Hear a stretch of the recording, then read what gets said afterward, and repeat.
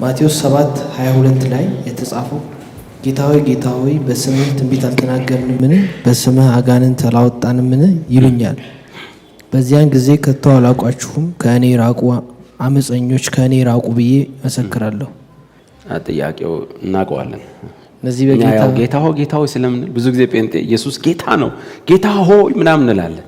ከዛ የቀደሞች ወገኖች ምን ይላሉ? ጌታ ሆይ የሚል ሁሉ ወደ እግዚአብሔር ይመስገን። ሌላ ጥቅስም እንዳለ ግን አለመርሳት። ኢየሱስ ጌታ ነው ሊል የሚችል ሰው በምን ከሆነ ነው?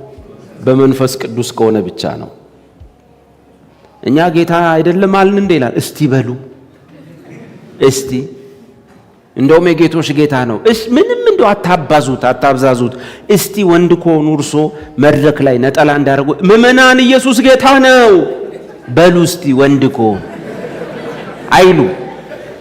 በመንፈስ ቅዱስ ካልሆነ በቀር ማንም ኢየሱስ ጌታ ነው ሊል እንዳይችል አስታውቃቸዋለሁ ብሏል ጳውሎስ።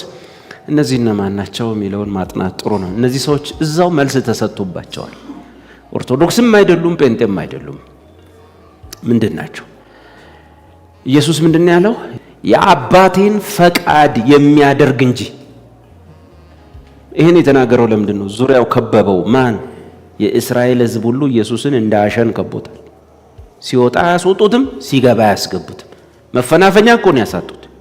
ሁሉም ጌታ ሆይ ልጄን ማረልኝ፣ ጌታ ሆይ ልጄ በጨረቃ ይጥላታል፣ ጌታ ሆይ እንደዚህ፣ ጌታ ሆይ ማታ ያቃዠኛል፣ ጌታ ሆይ እበድ ይለኛል፣ ሩጥ ይለኛል። ሁሉም ጌታ ሆይ አያየ ጌታ ሆይ የሚለኝ ሁሉ ወደ እግዚአብሔር መንግሥት የሚገባ አይደለም። ማን ነው የሚገባው? የአባቴን ፈቃድ የሚያደርግ። ለዚህ አሁን ጠያቄም ምንድነው ሰርች ማድረግ ያለብህ? የአባቴን ፈቃድ የሚያደርግ እንጂ ጌታ ሆይ ብሎ የከበበኝ ሁሉ አይገባም። ያ ብቻ አይደለም። ኢየሱስ ሐዋርያቱን አሰማራቸው። ምን ብሎ? ሂዱና በስሜ አጋንንትን አውጡ። ሄዱ። በስሙ ውጣ። ከዛስ እዛው ማርቆስ ወንጌል ላይ፣ እዛው ዮሐንስ ወንጌል ላይ፣ በኋላ ሐዋርያት ሥራ ውስጥም ታገኛቸዋላችሁ። ምን ጀመሩ? ይሄ አጀብ የሞላው ጎረምሳ ሁሉ ምን ጀመረ? ሄዱና ሰፈር ሹልክ ብለው ምን ማድረግ ጀመሩ? እርኩሳን መናፍስ ያሉባቸው ሰዎች ላይ በኢየሱስ ስም ውጣ እያሉ ምን ያደርጉ ነበር ይላል? ያስወጡት ነበር። መጽሐፍ ነው የሚለው። እያስወጡ ይዞሩ ነበር ነው እንደሚለው። በኢየሱስ ስም እርኩሳን መናፍስትን እያወጡ መዞር ጀመሩ። ከዛ ዞሮ ይመጡና ጌታ ሆይ ነው ከበውት። የአባቴን ፈቃድ ካላደረጋችሁ ጌታ ሆይ ስላላችሁ በስሜ የሆነ ነገር ስላደረጋችሁ አይሆንም። እና ዮሐንስ ደግሞ ዮሐንስና ወንድሙ ያዕቆብ ለጌታ ይቀኑ ስለነበሩ ያክስት ልጅ ስለሆኑ ጌታ ሆይ አቤት። የሆነ ሰፈር ሄደን እርኩስ መንፈስ ልናወጣ ስንሄድ እማናቃቸው አንተን የማይከተሉ ሰዎች ቀድመውን አገኘን። ምን ሲያረጉ? እርኩሱም መንፈስ በስም ሲያወጡ አየናቸው። ውጣ ብለው ሲያስወጡ አየን። እና ምን አረጋቸዋቸው? ከለከልናቸው። በኢየሱስ ታምናላችሁ? አናምንም። ደቀ መዝሙር ናችሁ? አይደለንም።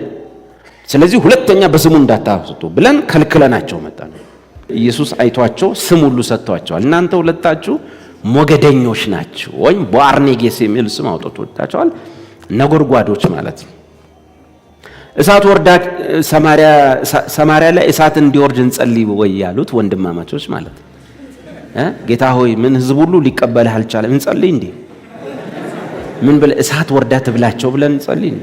ኢየሱስ እናንተ ሁለታችሁ ብሎ ያላቸው ናቸው። ቦአርኔጌስ አላቸው። የነጎድጓድ ሞገደኛ ያለ አይደለ? በዚህ በኩል ሲያልፍ ሰፈር የሚሸበርበት ሰው እንደዛ ናቸው ሁለቱ።